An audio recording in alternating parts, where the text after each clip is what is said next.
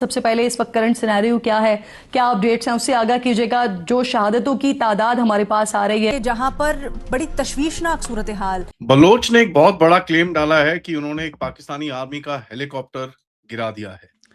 دلخراش مناظر دیکھنے کو مل رہے ہیں، اور یہ جو حملے ہیں یہ بڑے کوارڈینیٹڈ اور ایک منظم ایفرٹ نظر آتی ہے۔ اب اس سے دیکھیے ایک بات تو یہ بھی ثابت ہوتی ہے نا کہ رشیا اپریشیٹ کر رہا ہے ان اے سینس طالبان کی حکومت کو کہ آپ دہشت گردی میں بڑا زبردست یا اس کے خلاف بڑا زبردست کام کر رہے ہیں، اس لیے ہم آپ کی مدد بھی کر رہے ہیں۔ قاسم منیر کے ہاتھ سے سب کچھ نکل رہا ہے۔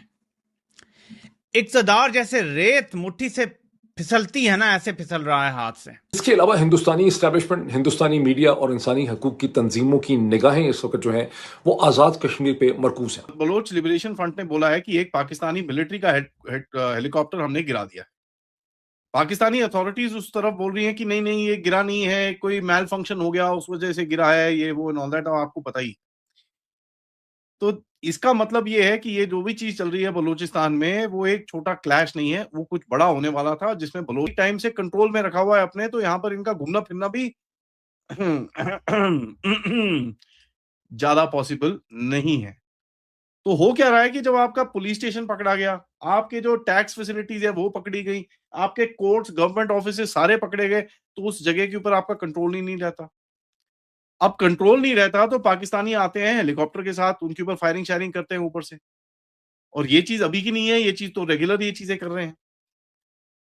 اس کے اوپر یہاں پر یہ کہتے ہیں کہ یہ ٹیکنیکل مال فنکشن کی وجہ سے گرا ہے، وچ از انبلیویبل، کیونکہ یہ بڑا کلیئر ہے کہ اگر وہاں پر اس ریجن کے اندر فائٹنگ چل رہی ہے، اس ریجن کے اندر اتنی ڈومینیشن ہے کہ بلوچ نے پوری سٹی کو اپنے قبضے میں لے رکھا ہے۔ ایک اور افسوسناک خبر کے ساتھ آپ کی خدمت میں حاضر ہوا ہوں۔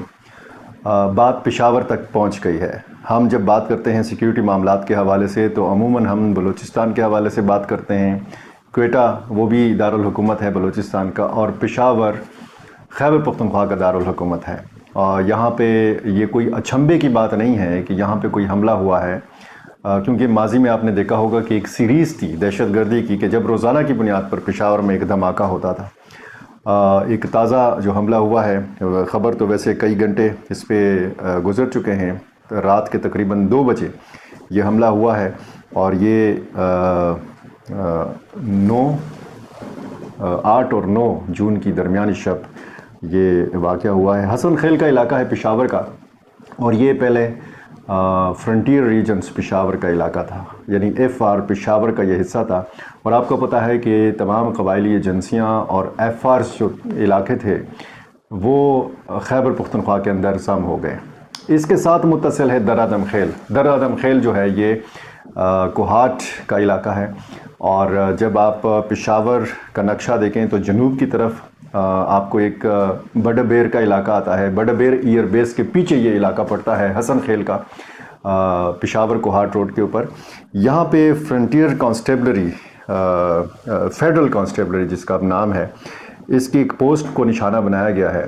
6 سیکیورٹی اہلکار اس میں شہید ہو گئے ہیں، 8 اہلکاروں کو حملہ آور اغوا کر کے اپنے ساتھ لے گئے ہیں۔ کالعدم ٹی ٹی پی نے اس واقعے کی ذمہ داری قبول کی ہے، اور وہاں جو ذمہ داری قبول کرنے کا بیان سامنے آیا ہے اس میں تو 11 افراد کے حوالے سے بتایا گیا ہے، لیکن جو سرکاری جو پشاور پولیس تصدیق کر رہی ہے یہ 6 اہلکاروں کی شہادت کی تصدیق کر رہی ہے، اور یہ بتایا جا رہا ہے ایک خبر کے مطابق 7 اہلکاروں کو اغوا کیا گیا ہے۔ دوسری اطلاع یہ ہے کہ 8 اہلکاروں کو اغوا کیا گیا ہے، جس کی باقاعدہ ٹی ٹی پی نے ویڈیو اور تصویریں بھی جاری کر دی ہیں۔